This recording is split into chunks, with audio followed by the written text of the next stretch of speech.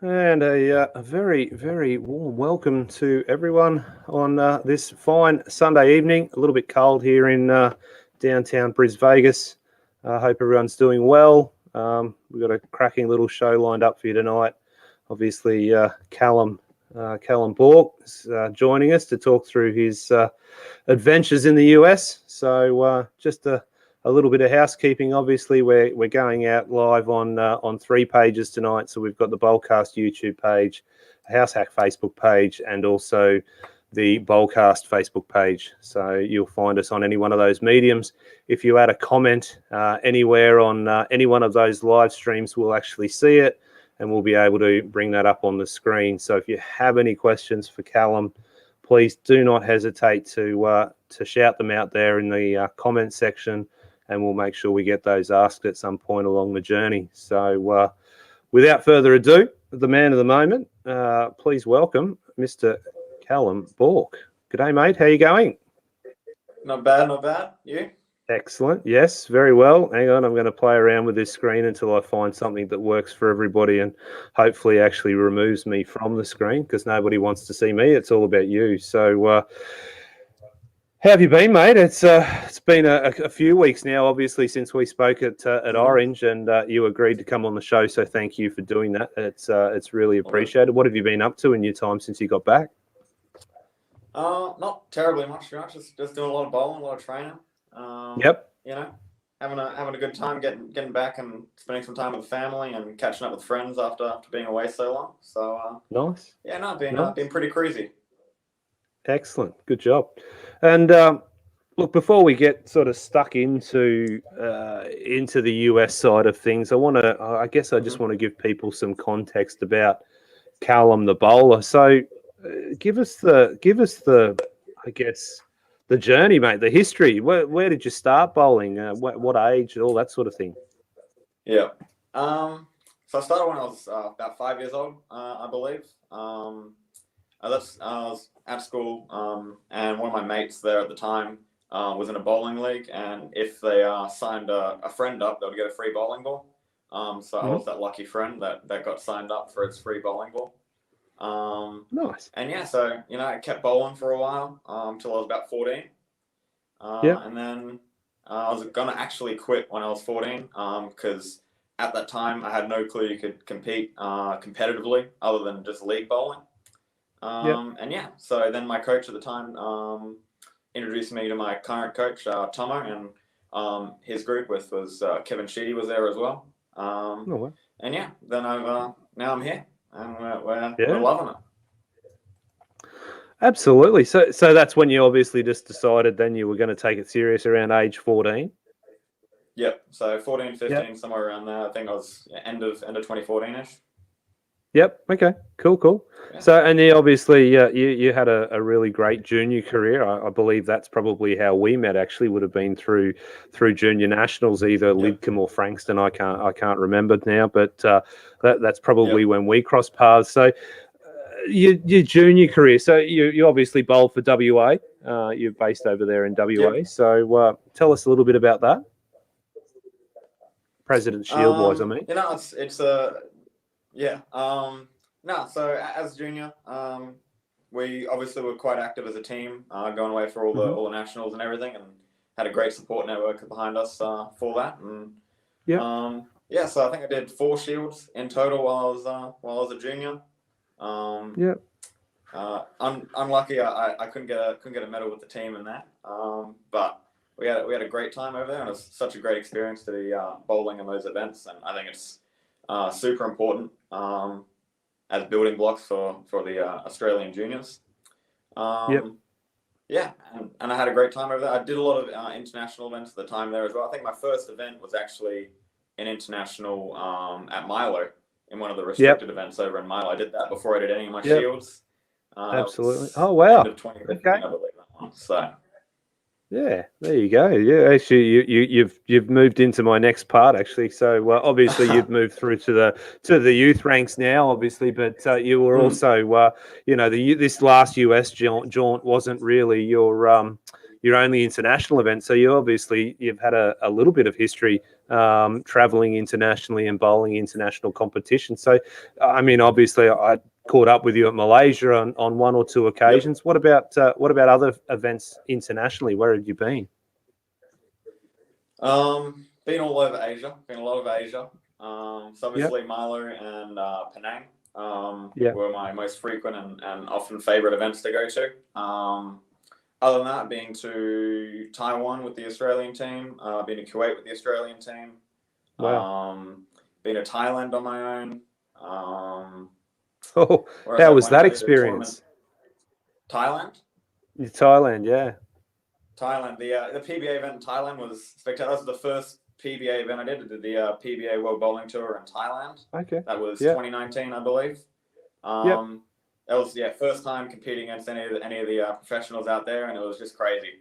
I bet. It's just, I'm out there struggling to put good blocks together, and they just seem to do it so easily. Have such control over the line. It's insane. Blowing it apart. Feeling pretty confident. I think I was somewhere in the mid-20s or something for qualifying, and it went down to 50. And then on the final day, they all just found it, lit up, and I dropped 53 spots in a single day over there. Oh so, my gosh! Yeah. Oh my gosh! Wow! I was absolutely. Oh, I bet. This bowling gig was easy until until they found it on the last day. So yeah, right. So so you've represented Australia on when they find it. Yeah, they just Well, they capitalise when they do, don't they? That's their gig. So they do. That's how they make their money. So so you bowled for Australia on 2 occasions now, 3 occasions. You've bowled a couple of times, I believe. I bowled for 2 Asian schools, 1 Asian youth, and 1 Asian men's. So that's 4 occasions actually. Nice. Pretty cool. And more representative honours in the future, you hope? Yeah. Looking forward to doing some more. I love it. I love going out there representing Australia, and the level of competition at those events I think is just amazing. So it's always good to test yourself against the best. I think for a lot of people back home, even just the Milo event would blow their minds at the level of competition and the skill level that's on show over there is just insane. I mean, obviously Parker Bone was over there for the couple of years that I was over there, but just a lot of the Asian bowlers are insane. They're just so good. It's ridiculous. Makes definitely an eye-opening event. Absolutely. It's such a great event too. Shout out to Michelle. She does an amazing job with that. So we've got a question here in the chat. Michael Gillan, I think. How do you get the opportunity to bowl internationally? So I guess maybe take us through your Australian experience. How did you get that opportunity? So with getting into the Australian teams, obviously, to be pretty active bowling any of the Australian events and any of the ranked events. So, as a junior, I was lucky enough that my parents would send me to the nationals and events like that. And now currently, just, you save up and you get away to as many events as you can achieve, and hopefully you put in some good performances and, go out there and enjoy it. And that's it. You just got to go out and attempt as many competitions as possible because, you'll get better through them. And if you put in some good performances, people notice and, you'll get in some events, I'm sure. Yeah, definitely get yourself selected. And obviously, Michael, thanks for the question. And events like the Milo, Michael, if you're looking for an international event, in the near future, hopefully post-COVID, and fingers crossed that's not too far away. Shout out to all our Victorian viewers tonight. Feeling for you guys down there in lockdown again. Fingers crossed it's only another few days and you guys can get out of it. But Michael, just going back to that point, if you're looking for an international event to travel to, I'd highly recommend the Milo tournament over there in KL. It's insane, a really good event and a place to go and I guess learn about international bowling in a pretty cool environment. So well worth checking that one out. Definitely the easiest event to do. Yeah, and I guess it's just that you get the 3 games, and if you have a bad block, you can go back and buy another block and move on from that one. So it's a real Yeah. So Jenny Notman's chimed in here. Got to go away with Callum, and I've never seen someone work so hard working on the lanes while he was there. Lovely guy and awesome to watch. So nice, very nice Thanks, comment Jenny. there. Thank you, Appreciate Jenny. it. Yeah. Yeah, it's always good. Jenny's often in the show, so thank you, Jenny, for tuning in. Really appreciate that. And yeah, you don't get to where Callum's got to without working hard. It's not luck. It's just bloody hard work. So we'll move on to the US adventure, let's call it. Mm-hmm. So we got another one chiming in. Loved watching him bowl at Orange. There you go. Thank you, Darren. Appreciate it. Thank you. Yeah. So moving on to the US. When did you make that decision that you were going to? That's it. 2021. I'm going to the US. I'm going to have a crack at this PBA stuff. Yeah. Well, I was planning to do it in 2020 because at that time I just came off the Australian team in Kuwait, and I bowled the PBA that was also in Kuwait directly after it. Oh, of course. Yeah. And I managed to make cut in that one as well, which I was super happy with at the time. That was the first PBA event that I cut in. And I just thought, how good's this? This is, I really enjoyed it. So, I came back from that, put in my PBA membership tender, and that's, there's a whole system, and you can see it online. It's not too complicated. But that got approved in 2020. And then, of course, that massive break with COVID. So that put a bit of a spanner in the works, and I just kind of thought I'd just try to wait it out and see what was going to happen. Took forever, and obviously I wasn't able to get away in 2020. So 2021 rolled around, and the PBA playoffs earlier in the year in January were announced, and I initially tried to go for that one, but I had a few issues with my exemption, and they got rejected, I believe, twice to go away for that event. Yeah. So that was a bit of a was that bummer, just but, they just cited COVID? Obviously, they just cited that COVID was too rampant still, or something like that. Was it the reason for the rejection? Yeah. So essentially, yeah, they were just a bit concerned about coming back from America for me, and I didn't have as many connections over there, and I didn't ask for the tournament director's information and all that, so it was pretty hard for me at that time. And it was all really rushed. So I think I only figured out the event was going to be on about 3 weeks out. So it was all really rushed, and by the time the second exemption got knocked back, there wasn't going to be enough time for me to get there. So that was really, really disappointing for me. And at that time, I put in for the Masters, because at that time it was already open and there was a waiting list for it. So I was like, I'll put myself on the waiting list. We'll see what happens. Yeah. So yeah, and then I got the call up for that one and went over for that. Amazing. Wow. So, all right. So you obviously touched on it a little bit there, just previously in relation to signing up for a PBA membership and obviously registering. What's entailed in that? Is it just an online entry form that you go in and fill out? Yeah. So you, my brain's a bit fuzzy on it, but that's all good. Online entry form. You go in there. You got to hit certain criteria. So I believe the criteria I hit was the league average over 220. So you go in there, you get that certified. So obviously, to get that certified, I go to TBA. Go, hey, can you please certify my average? And they're more than happy to help out people, especially with stuff like that. So then I put that through. You send that through. You pay membership fee. They'll send back some documents. You got to fill out a tax form, all that, good accounting stuff. Joys. Yeah, so I think that took about a whole month, that process for me, from start to finish. Yeah, so that's kind of it. It seems kind of simple, and then there's a few other steps in it you don't see coming, but there's always hurdles. Unfortunately, red tape, generally speaking, and unfortunately, is most of the time it's the government. So, did you have any visa requirements or passport requirements? Obviously, you got your passport, but were there any visa requirements? Visa requirement wise, for if you're just going to go over there to win money, you can do the travel visa, so the ESTA. Perfect. Yep. From my understanding, But if you're going over there and you're going to earn any income through any other source, you got to go for different types of visas, obviously. Yeah. Absolutely. Cool.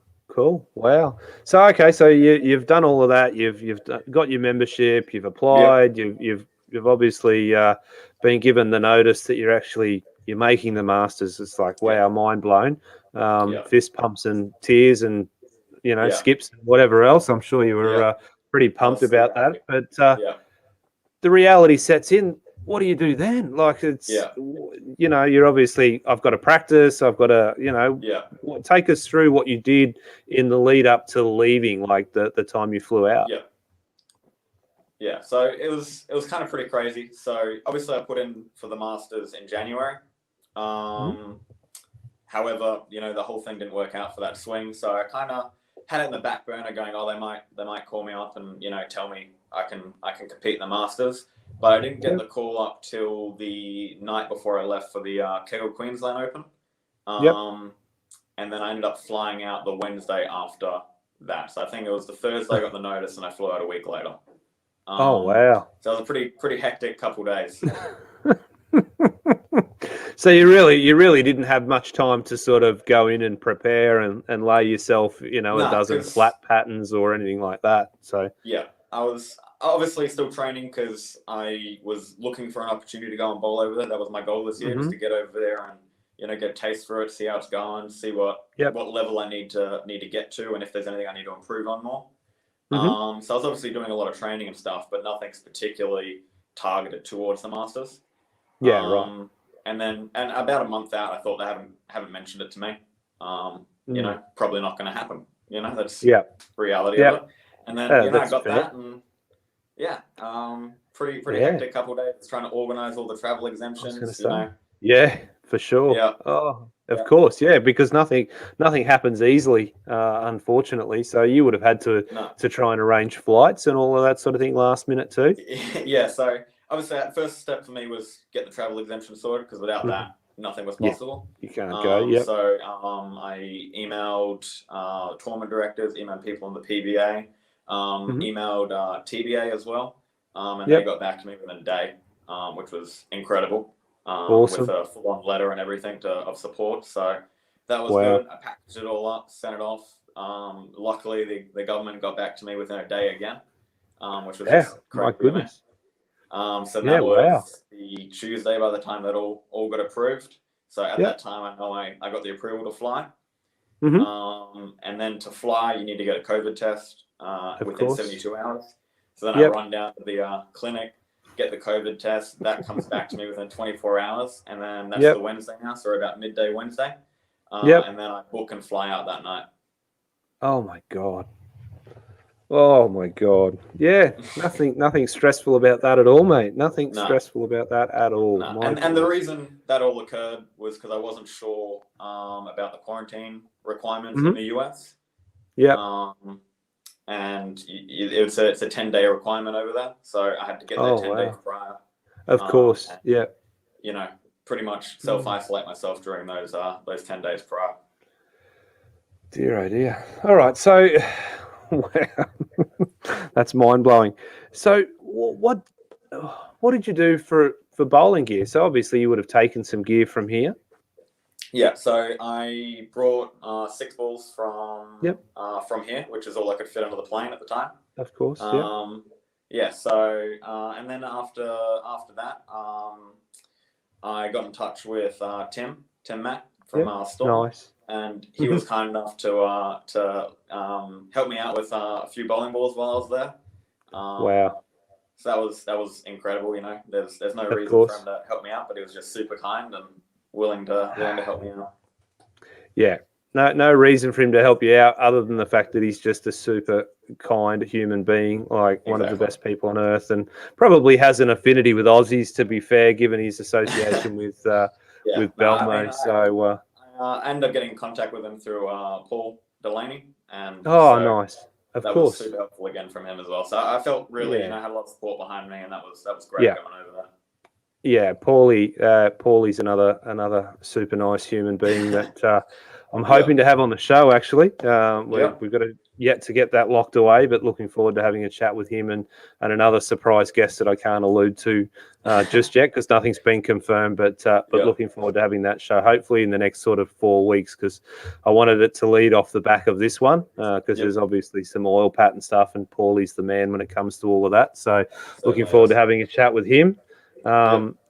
Michael's asked another question. I'm going to refrain from getting you to answer that one because we'll cover off this one a little bit down the track there, Michael. But thank you very much for asking that one. We will get around to that one a little bit later on. It's not too far away, so please stay tuned. So you get to the US and you've got your 10-day quarantine. What do? You just go into a hotel? Yep. So I was just in a hotel. Obviously, go out and get food where I can, but it was pretty much just be as isolated as I possibly could. It wasn't so much they put you in quarantine, but it was a self-quarantine sort of thing. Yep. I just did what I could to make sure I stay isolated. Yeah, and had to. I think the requirement to get into the Masters was you had to provide a COVID test prior and then one when you get there. So of course it was my best interest as well to. Limit the amount of contact not get COVID because exactly for me to get all the way over there and fail the test. So it would have been horrendous. So I just did what I could, and then when I got out, of course, I'm hitting all the bowling alleys I can over there, and absolutely, There was one. I mean, you'll have to forgive me. I don't know the name of it, but there was one. I guess pretty close to. Was reasonably close. It seemed like all the PBA guys were going there. To practice and whatever else in between events. Is that what you did as well? I don't think I went to that one. I went to one, I think, on the other side of town. Okay. But yeah, that was good enough for me. I think it had the could set pins in particular spots. So that was amazing for me. I love that, so I could set up, washouts, any sort of spare I wanted. Nice. And just start drilling that. And so I was there multiple hours in the day leading up to the event, just doing everything I could. Awesome. Yeah, wow. That's fantastic. So COVID obviously, it's played its part at that event. And before we sort of get into the crux of it, take us through, I guess, the restrictions and the requirements from going to and from the bowling centre and practice and everything else. What were some of or all of the requirements that you can remember, I guess, because there was a few. There definitely were. So obviously it wasn't encouraged to go out and spend heaps of time outside of the bowling group, and they tried to make a pseudo bubble sort of thing, which wasn't massively enforced, but it was in your best interest to make sure you could obviously stay as healthy as possible and not put people at risk. So you had to get a COVID test before each of the events before you're allowed to participate. They gave you a little pass that you had to wear around to enter the bowling alley. Before any of the times you were registered to be there, you had to be there. You only could be there 30 minutes prior and had to leave within 30 minutes to make sure there was no crossover between squads. Of course.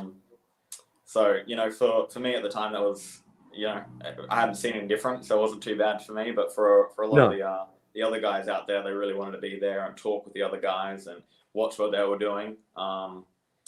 So yeah, it was different for a lot of them and pretty cool experience for me. Yeah. All right. So and they had just before while I remember it because I didn't make a note of it, they had a unique, I guess, and we can cover off on that because you did the Masters first, yeah? Yes. Yeah, so the Masters was first, and the oil pattern, we were speaking about this off air, I guess, just before we came on. It had a tricky little speed bump in it, but for those that were or those that heard about the speed bump here in Australia, basically what had happened in the last 3 feet as the oiling machine was going down the lane, they actually slowed the machine down significantly, and what that did is basically applied a lot more oil at the last 3 feet of the pattern, creating effectively a speed bump. So, and there's obviously a lot of talk about that. and I've just lost my train of thought on what I was going to ask you, which is really terrible. But that was right. They had an interesting way that you would actually cross lanes at this particular event. So generally speaking, you'd have bowlers on every pair, and you'd sort of two to the right, one to the left, whatever it was. Yep. This was different. You'd effectively be bowling on the fresh twice from memory. Is that correct? Yeah. So the way they got around the social distancing while we were there was you had an active pair, then an inactive pair, active pair, inactive pair the whole way up. Yep. So you'd start on let's just use 1 and 2 as an example. You bowl on 1 and 2, and then after that game you move to 3 and 4, and then you'd obviously make your moves from there. So you'd essentially go fresh, one burn, double burn, and that's kind of how your moves would end up. And in practice, you're allowed to train. You got 7 minutes on both pairs instead of just 15 minutes on one. Yep. So obviously, that's interesting. Yeah. And okay, so ad hoc question here, random one. Did you notice that bowlers were trying to break the pattern down together? Were you talking with other bowlers? Were you just playing the same areas? Was that a thing, or did people were just sort of all over the place? I guess the pattern probably forces you to play a certain way, so you end up doing it. But take us through that. I think in the US Open it was probably a little bit more of a thing, whereas Masters you got a lot more of a difference. You got a lot more other people other than professionals. At the Masters, you got a lot more of the amateurs coming through on that one. Okay. On my pair in particular, I think we did a little bit, but there were some pairs. It just really depended how many professional bowlers you had on that pair with how much you were going to break down the lane as a team. Okay, and urethane obviously played its part. Yep, urethane. It was. I don't think it was as consistently across as the board, but a lot of people were using urethane, especially on the fresh, just to keep it under control and not give it away in the first couple of games. Yeah. Okay. So take us through your equipment for the Masters. What gear were you using? Shout out to your to Storm and Timmy and all of that. Let us know what you were bowling. So I don't think we drilled up anything for the Masters. So we just had the kit that I brought over with me. So I brought over Purple Hammer, RST, Phase 2, Idle Synergy, High Road Pearl, and a Rubicon UC2. So that's the kit that I brought over with me. And on the Masters, I would generally start out with a Purple Hammer the first 2 games, and then move into probably a Phase 2, and generally just keep on the Phase 2 and just move as I could throughout that. And you were hitting that with surface, both of them, obviously. Were you playing a lot of surface? Yeah, obviously. I think the urethane was at about 1,000 on the fresh. And then I hit the Phase 2 with a fresh 2 at the beginning of the day, and then just carried that through. Wow. Yeah, and then no need for pearl gear, eh? I couldn't get away. Some people were throwing pearls towards the end of the block. They really found a way to open them up. But personally, I just couldn't quite create the motion they were with any pearl or any shiny gear at all. Yeah. No, that's fair enough. There's a few that tend to get on it a little bit harder too. So some big rev rates over there. So I'm sure that there were some people that were getting through that. So you come out of round 1 tied for 50th, and you were on the card, so 200 average. How did you feel? I felt pretty good. I'm obviously happy that I made the cut. I was stoked with that. Didn't know what to expect when I first went into the event. But I was really happy with that. Over the 3 days, I did feel I probably could have bowled a little bit better. I think first day, I think I had 2 150s on the first day. Managed to scrape back for card on that day by some miracle, which was awesome. But it was a bit of a grind, and obviously it was really tough out there. So I was just happy to be able to grind out the score. So you'd had a significant. Well, I'll call it a significant amount of international experience. It's probably not significant, but you'd had a fair bit of international experience. Was there Yeah. another level of nerves going into something as prestigious as the USBC Masters? Um, I mean, whenever I go into an event, I try not to build it up too much. I try to just treat it as any event that I go into. Mhm. But obviously, it's super important to be out there, and that was my goal for the year to get out there and see how I go and see what I need to improve on and get better at. Yep. So it was a little bit nervous, obviously, and a little bit of you don't want to throw any bad games out there. So No, of course. that's more of the thing. But I try to treat it like any other event because Yep. at the core of it is.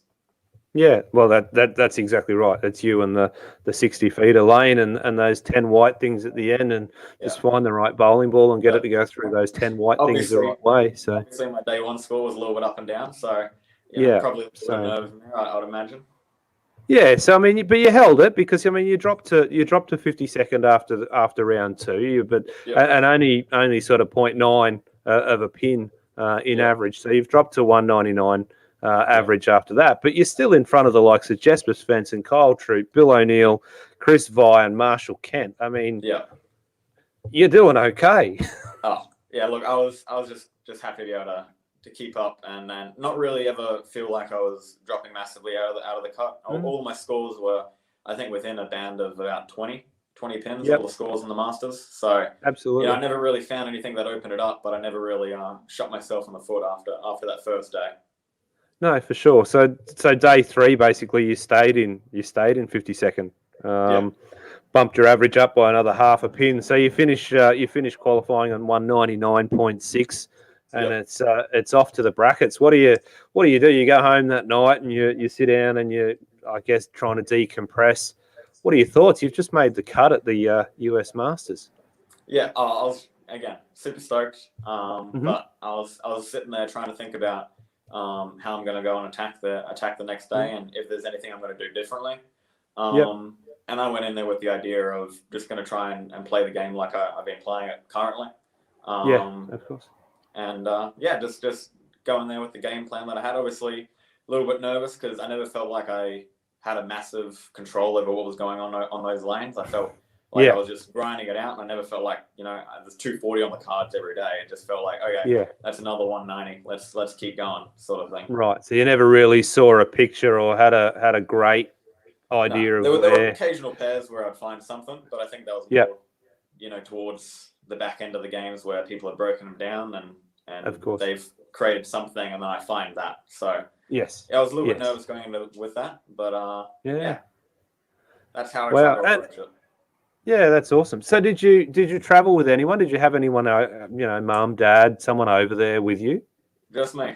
Flying solo. Wow. Wow. I would have tried to communicate because obviously me and Sam have been competing in a couple Asian events together, and I've shared a room with them once or twice. So I would have gone to try to share a room with him, but due to the how quick I ended up getting everything sorted out, didn't have time to go and flick him a message, and it got complicated after that. So and you guys bowled in separate squads too. For the Masters, we were in the same squad. Oh, you were in the same squad. All the Australians were in the same squad. We're all, of course, that's right. In what would be pairs next to each other, but obviously with the gap. So I think I had Belmont on my left and Sam on my right. So. Oh wow. Oh, that's and there's probably not much time to chat during those times, is there? But you may have had a few minutes to chat or debrief after an event. Would that be something you have done? Yeah. So me and Sam would go out and have some dinner after, or whenever we finish the squad, we'd go out for a meal potentially and talk about what we saw. And obviously I'd go and talk to Tim because he was happy to help me, and went and talked to him, and he helped me out straight away, which was really nice. I was doing the practice squad out there, and he came and found me, and he was like, "Oh, this is what I think you should try," and we gave it a go, and he's pretty good. So. That man knows a thing or two about bowling, that's for sure, and that's awesome. Shout out to Sam too, and congratulations to him on the win. Amazing, stellar time out there, which is great to see. Yeah, absolutely, and obviously the playoffs didn't quite go his way, but still a phenomenal result. and bowling 300 on TV was just insane. So you've moved to the brackets, and you face Andrew Anderson. Yep. just Andrew Anderson. Just Andrew Anderson. Yeah. Nervous? Again, I just try to treat it as a bowling game out there, and that's fundamentally that's what it is. Whatever he's going to do isn't really going to change too much. Of course, it depends where he plays and what he's throwing. Of course. Which I keep an idea on, but again, he's just another person out there, so I just try to do my best and do it. I started out with the urethane, didn't look too great, but I just tried to grind it out. I think I shot 190 something game one. He shot about the same with his. Then going into game two, I thought my ball motion was going to get a little bit better. Definitely didn't. And he managed to find something and put about a 40-pin buffer going into the final game, which is a very steep hill to climb. At that level of competition. So then I just thought I'd try and find something for the next one and give it a different look and see, is there anything else I can possibly do on this pattern to increase my chances of getting those 230s out of me. Exactly. So yeah, look, and unfortunately you did bow out 559 to 640. Obviously, there's no shame in that. 559 still a bloody good result in a US Masters against a former US Masters champion, or if not a US Masters champion, I believe he's won the Open. So he's no name. That's for sure. So he can throw a bowling ball. Yeah, can bowl. So that then pushes you to the elimination bracket. Yep. And you get to bowl Zach Tackett. Thankfully, not EJ, but you meet Zach Tackett. What was that experience like? Not much communication between any of the bowlers while we're down there. Of course, say hi when you get down there first thing. You're setting up. You have a little bit of a chat. Introduce yourself. It's just incredible to see how they go about attacking the game and playing everything, and it's just they go about it in such a different way to the way I'd go about a game, which is just incredible to me. So so you learned you learned a few things. I'm gathering. Definitely. I learned a lot of stuff out there and a lot of different ways, and obviously coming back and working on it with my group back here. So nice. But he was on fire that game, and really, I tried my best, but he was just a phenomenal performance from him, and never really looked like missing while we're out there. Exactly, and that happens, and that's okay. That's bowling, and it's all experience. So that ended your run, unfortunately, which is a shame. I mean, there were a lot of Aussies back home, and I don't know whether you were getting many messages from anyone from back here, but feeling the support. There was plenty of people talking about it around local bowling centres, even here in Queensland. So it didn't go unnoticed, which was cool. But that elimination bracket, it's a brutal way to try and get to the finals. To be honest, I think it's eight games as opposed to 6, I believe, if you were to stay in the winners bracket. So it's a lot more. I went in there with trying to just get through round 1 and seeing where we went from there. Obviously, it didn't go my way. Yeah. And so then, I've given my coach a call, which he was really generous to let me call pretty much any time. Nice. And we talked through what we're going to go through and how we're going to try and attack it. But obviously, it didn't work out. I went with a different strategy in that second, the elimination bracket with Zach. They were getting a little bit deeper with some bigger balls and just rolling off the hand and getting to create a bit more shakedown lane on that pattern, which I hadn't tried, but I was part of the theory at that point of give it a go big or go home sort of thing. And of course, I'd rather open up my chances to shoot a big game than try to keep my limit the bad one. I'd rather open up a big one and see what I can do. Yeah, exactly right. So shout out to your coach. Come on, who's your coach? Ken Thompson. Ken Thompson. He's super great. He just lets me call anytime. We talk things over and try to find a good solution, and often it works. So. Coaches are underrated, so it's always good to give a coach a shout out. So sorry, and I'm going to make a correction on myself there because I did say 8 games. It's actually that makes it 24 games because it's 3-game blocks. Yeah. So it is brutal. But in saying that, Jason Sterner went on to make the step ladder through the elimination bracket, and he hit the elimination bracket at the same time as you did. So he just hit fire. He just caught absolute fire that week, and. it was nuts. He was bowling telephone numbers. So exactly. And I'm sure, if you look at the scores and everything, you can see the people coming through, and they never really looked like faltering. It was anything between 680 with a low, and they'd shoot up to 730, 740 just every time. And I just thought it was incredible, given the scoring pace entering the event. When they just find it, they find it. It's that purple ball again. So that purple ball that shan't be mentioned, but he made that thing just hum all week. So and then obviously Thomas Larson goes on to win, which was really cool. One for the straight guys, right? So one for the straighter playing guys, I should say. So that was a really cool event. So you finish that, you get to sort of debrief and chill out for a bit. What do you do in between? Did you have much time in between the Masters and the I think I had Open? I think I had one day in between in which nothing really was going on. But then I had to qualify for the US Open because that's an invite only. I had to do the PTQ. So obviously my mind went from the Masters into the PTQ. And so I had to get another COVID test for the US Open, even though we got one cleared for the Masters. They make sure you get another one and make sure everyone's still keeping everyone safe. And obviously that's the top priority while we're there. Of course.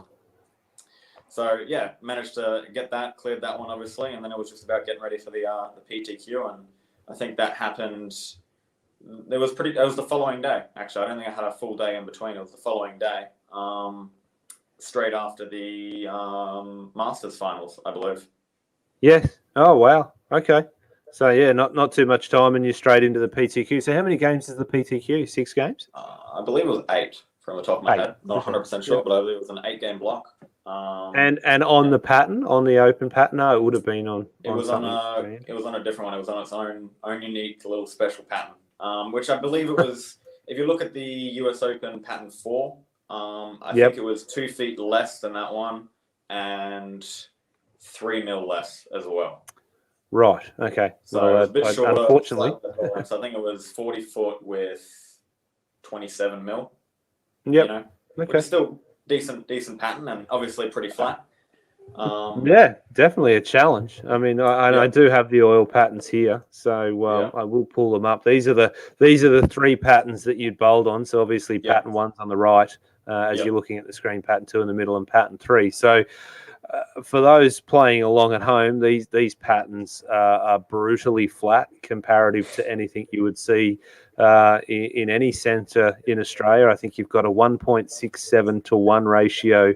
For pattern 1, it's dead flat number 2, which is 1 to 1, and pattern 3 being 1.4 to 1. So I do have a typical house shot. This is a house shot from America. So just to give you some perspective, remembering that those 3 patterns were all sort of 1.6 to 1 to 1.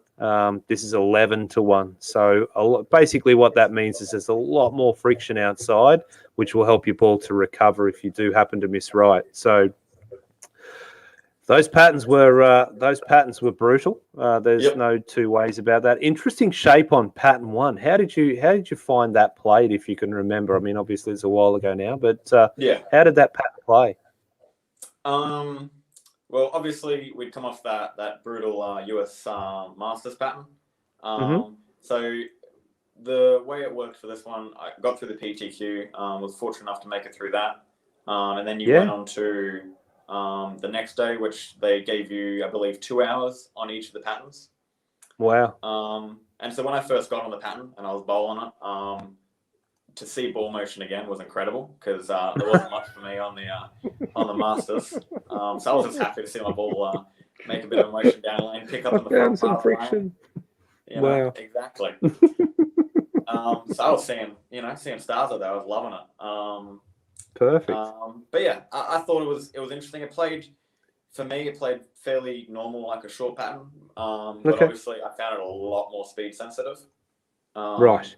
Whereas with a short pattern, sometimes you miss right on a short pattern, and you still get a bit of bounce off it, and you get a bit of recovery.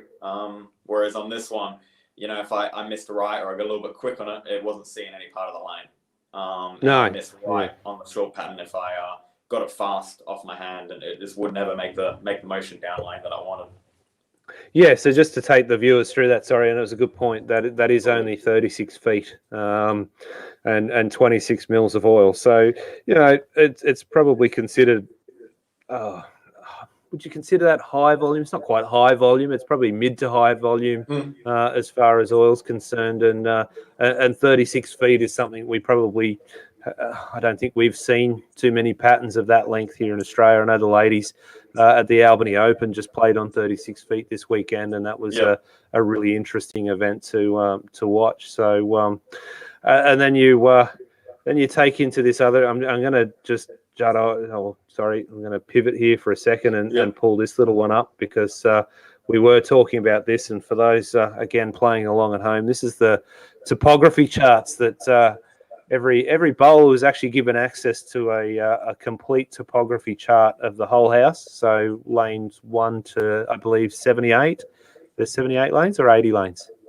78, I believe. 78, yeah. They took 2 lanes out. So basically, the topography chart, as you're looking at this for everyone at home, on the right-hand side of, let's say, lane 13, the yellow and the red parts are parts of the lane that are sloping towards the center of the lane, and on the left-hand side of the lane, the blue sections there are parts of the lane that are sloping back again towards the center of the lane. Now, you're never ever going to be able to see this with your eyes, but it does have an effect on ball motion. So, Callum, just briefly, because it is a tricky one to try and, I guess, navigate there. Did you use the topography book? Yes, I'd go through it.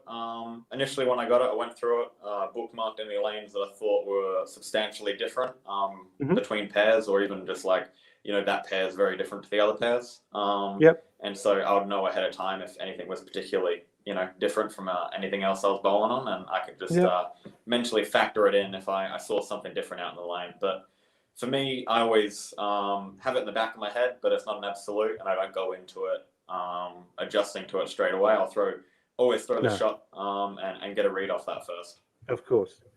So again, just to try and give people an insight, if you were bowling on lanes 13 and 14 in this instance here, and you were a right-hander playing somewhere in and around sort of second arrow, that lane is sort of sloping, I guess, towards the center of the lane, which would mean your ball would start its path to the pocket a little bit sooner. It may start to roll a little bit sooner. Obviously, the volume of oil in that front part of the lane is still significant, so it may not have as bigger effect on the ball in this particular instance. If that red patch was, I guess, down at sort of 30 to, let's say, 40 feet, it would certainly have a little bit more of a play in this instance, especially on that shorter pattern. So just it's a cool thing, I mean, I guess from a golfing perspective, they have range books or yardage books, where the caddy can sort of pull that out and they can say, it's 150 to the pin and the wind's off the right and the green slopes this way. This is our yardage book. So it's obviously a bit of a task to get those done, but I think the bowling centre itself did a really good job of getting those lanes as flat as they possibly could. So most kudos of to the them. lanes are pretty similar. Nothing substantially, for sure. Bookmarked different, but of course there are a few pairs, happens. Yeah, they would play different pair to pair. So I guess the other thing I missed earlier in the piece there was the bowling stadium itself. Now, it had gone through some renovations, but was that your first time at the stadium? First time at the stadium. So, I walked in and I thought it was just that good to begin with. But after talking to a few of the other people there, they were super impressed with how the renovations went, and they loved the amount of more space out there. So there was about probably 2-3 meters behind the players area for people to move around in, which makes it so much easier when you're changing lanes. So yes, ball reps and everyone else as well, trying to move through that part of the area as well. So and it's a big stadium too. It's like it's big as in height, its volume is so to speak. So just a bit of a mind-blowing experience there as I get a light going out. Sorry about that. I'll give that a bit of a shake. Oh, there we go. She's back on again. So so that would have just been, was that the biggest centre you've been in? Yeah, that would have been the largest bowling center I've been in. Maybe, yeah, no, that would have been the largest. I don't think Kuwait had, maybe Kuwait had more. I can't remember off the top of my head. But no, that's okay. yeah. Packed lunch to get to the other end, though, right? So Oh yeah, it's a bit of a walk. You know, you don't crazy. like the complete end changes, which I think I only did maybe like once-ish. But yeah, long yeah, walk. because that's right. You The do what you reason can. they had the 78 lanes, I just realised why they had the 78 lanes. They took the 2 lanes out around 11 and 12 there to make a walkway to come out from down the back. So that was the reasoning for the 78 lanes. And then they obviously had lane 81 was up in the or in another section of the bowling centre there that I think Mike Jasnow used to run his coaching clinics out of lane 81. I know Blaine, I think, had a coaching session with Mike there a couple of years back. So pretty cool. Was lane 81 still there? Just for interest's sake. There was the small section. There was a separate section for a couple lanes down on the bottom floor of the building. So I don't know if that's what it was, but that's where we had all our COVID testing inside of in that section. So wow, didn't get a really bowling or anything, but saw it a bit. No. But they did a really good job then. Obviously, of they had their COVID plans, I guess you could say, in place, and that was awesome. So moving into the Open, you tied 77th after round 1, and obviously had your battle with the short pattern, but you still averaged 196, and you're only sort of 29 off. So what were your thoughts coming out of that? Well, obviously, after bowling on the patterns in practice, I felt the short pattern was going to be the highest scoring one, in my opinion. So I thought I had to go out and really, get a good score on that one. So I was looking for anywhere between plus 100 to about plus 200, somewhere in that realm. I would have been stoked walking out of the alley feeling like I won the day, sort of thing in my books. So obviously very disappointed. Had trouble with that. I found it very, very touchy on the speed. And playing a short pattern that was so sensitive to speed changes was real interesting for me. And obviously I struggled a little bit compared to the field on that one, and just couldn't quite be as consistent as everyone else on that pattern. Yeah, okay.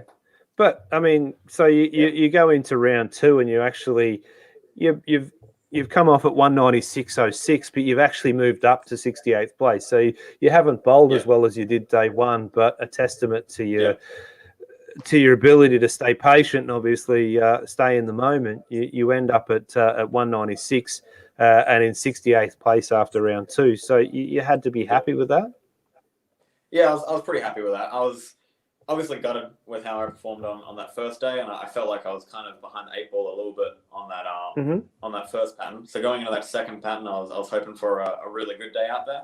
But obviously with how flat it was, as everyone just saw there, you just got to take what you can get and hopefully get out of it without losing too many pins on it. So I was super happy. I just tried to keep it tight to pocket and make the spares and don't leave anything nasty out there. So I was pretty happy with the 196. That was always going to be part of my game plan. That wasn't going to be the day that I went out and won the tournament. Was my initial plan. That was my day that I was going to maybe creep up a few spots and stay in the hunt. But I was pretty happy with overall. I was going to say mission accomplished. Yeah, exactly. I think you did a bloody good job. So and then obviously hit round 3 and you've dropped to 70th, but in saying that, you've shot 1679 for that block, and you've got your average to 200.6. Yeah. So, I mean, to get to the card on 3, brutal patterns, for want of a better word, and I'll keep using that word because flat patterns they're just not easy. You can't miss right, or you're washing out, or you're 3 off the right, or 2 off the right, as we saw. And if you miss in, you're off the left, So you just have to be. It's a shot maker's pattern, and it just does not reward any inconsistency whatsoever. So it's definitely tough to come out and shoot, 79 over. That's incredible. So congratulations, I was mate. definitely happy to get back to card. Yeah. Obviously, whenever you go into an event, you always want to be over the card or around the card. It always hurts a bit to be under it. Of So I was course. happy to get back and do that, and felt like I did a respectable performance on that Yeah. day. Yeah. I mean, Oh, look, obviously, comparative. you'd never be satisfied, I suppose. You're always going to want more. I mean, you come Yeah, second, you're probably not satisfied. And that's athletes, that's competitors, and that's yeah, what you guys do. That's exactly. and it's how you have to be, because you have to stay hungry, Yeah, and you can't be satisfied. But I think, as you say, you come away in reflection from those two events, yeah, you would definitely have to be proud of you, mate. yeah. We certainly are. Oh, no, I That was was super bloody stoked, amazing. and obviously learned a lot out there. So I was super Yeah. happy with it, and felt like I did myself proud and didn't do too bad. Oh, I was pretty happy with how it went. absolutely. Yeah, Yeah. absolutely. So what did you do? What did you get up to once the bowling had finished? Did you have much time to sort of go and sightsee, or did you just get on a plane and rock home? Well, first off, I had to try and figure out, because to get home, obviously, I need to take another COVID test to get on the plane. So I Of was trying to course. figure out for about a day and a bit there, trying to figure out how to organize that, because obviously it's a very different system over there with the healthcare. Yeah, of Um, course. so I was kind of there, and I was obviously keeping a watch on what Sam was doing. Obviously, I couldn't be there live, which was gutting for me. No, which 'Cause I'd sucked. love to be there watching Sam and Belmo over there in the cut in the finals, but you can't be there. They No. were lucky enough at the time, actually, for the whole two events. They gave you a Bowl TV subscription, so you Oh, could watch wow. everything live while you were there as the bowler. But obviously couldn't be in there. So for No. the days after, I went and did some training, because what else am I going to do after the event? I got stuff I want to work on, and it Of probably course. doesn't make too much of a difference, but psychologically, it's what I want to do. So Exactly. yeah, obviously, I just want to get back to work and fix what I felt I wasn't doing correct. So that's what I pretty much did, and figured out how to get the COVID test sorted out. So, and I think it was Kim Bollaby actually Oh, hooked me up with wow. that and gave me a Yep. website to go through. Wicked. Yep. Kim's another well-travelled bowler. Yeah, He's seen in Malaysia and Asia a lot. So yeah, that's where I shout out to first met him. I think it would have been Malaysia, and then I think Milo. in Macau. I think was the other tournament I Okay. talked to him. Yeah. Yep. There you go. So shout out to him. Actually, I watched Kim. I believe it was the first year I went over to Milo. A young fella had followed Kim the whole block in the finals. He'd sat behind him for the whole Yeah. 10 games and cheered him on. And Kim grabbed one of his balls and gave him one of his balls. And his kid was just pumped. It was such a nice thing to see. And no, shout out to Kim. He's a very lovely man. So thank you to him. So the journey back to Australia, obviously you've got your COVID test and you're back on a plane and back to Sydney.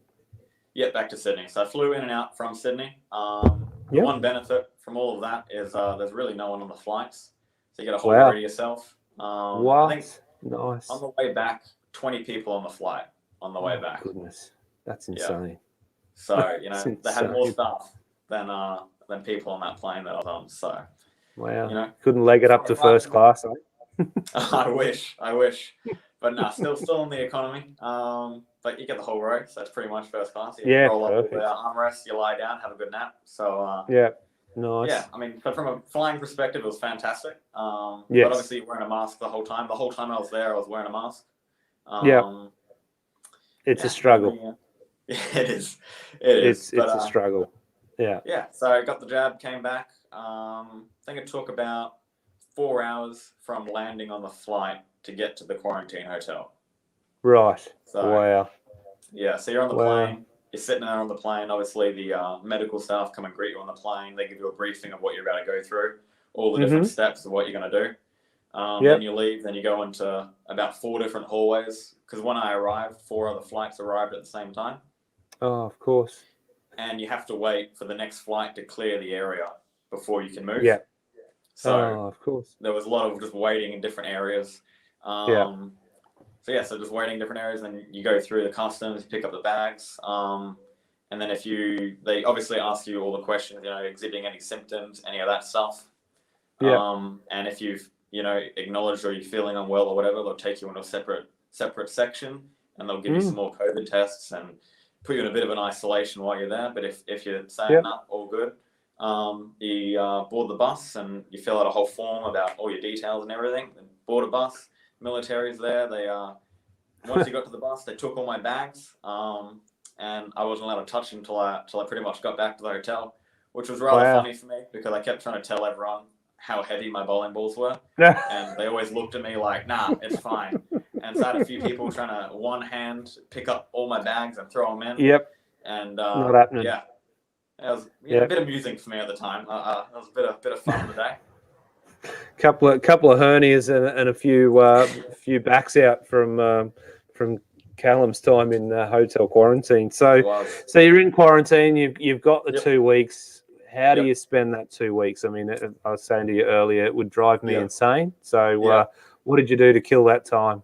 Well, I set up a little routine for myself because anyone that knows me, I like my routines, and I'm a scheduled sort of person. I'm person with just love doing it. So set up a routine. I'd wake up at the same time every day. I'd do a workout. Nice. Obviously, I was doing everything I could bowling wise, which was release drills. I was analysing videos of the US Open because, of course, that whole thing was live streamed. So downloading them all. I was watching them all, seeing if I missed anything, seeing how I was performing, just analysing everything I could. Of course. And then I'd give myself the afternoon off. I'd watch a couple of movies, TV shows. I'd talk to friends. Try to catch up that way and stay connected with everyone because obviously it's a very lonely place sometimes. Very. Yeah, and then I'd go to bed at the same time every day, and I just tried got to keep through a it. routine. That helped me get through it.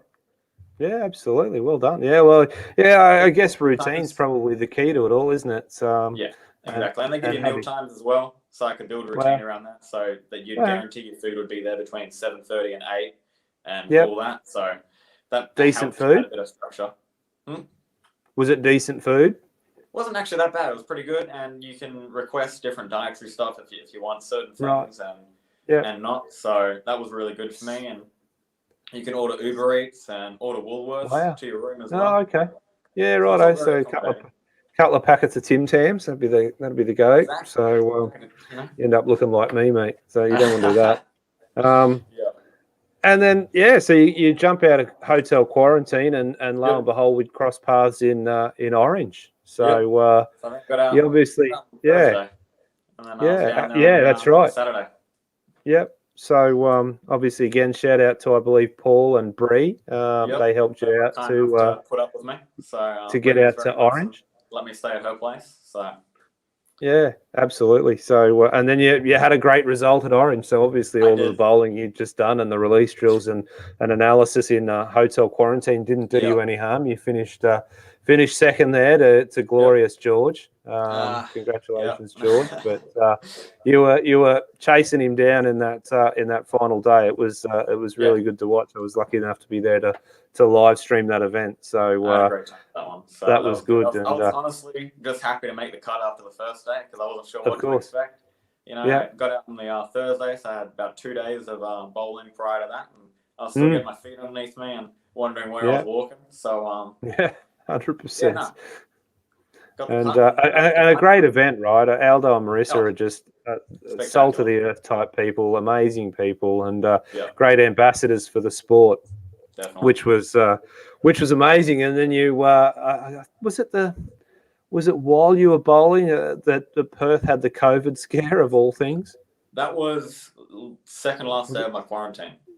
Oh, okay, yeah, and they were looking at lockdowns. They were looking at lockdowns, and I think they locked down, and I found that out at Orange, and I'm sitting there like, geez, where am I going? Where am I going now? I don't want to. I've just got out of one. I don't want to go back into one. I remember you telling me all you wanted to do was bowl, so you weren't going back to Perth because that was going to be off the cards. So when did you make your way back? Just not long after that. It was about a week and a bit after Orange, I believe. So I spent a couple more days with Bree, and then I travelled down to Canberra, and then from Canberra down to Paul at Wodonga, and he was kind enough to let me stay at his place as well and bring me to a bowling alley, and I just went about my business for the whole day there, just bowling all day.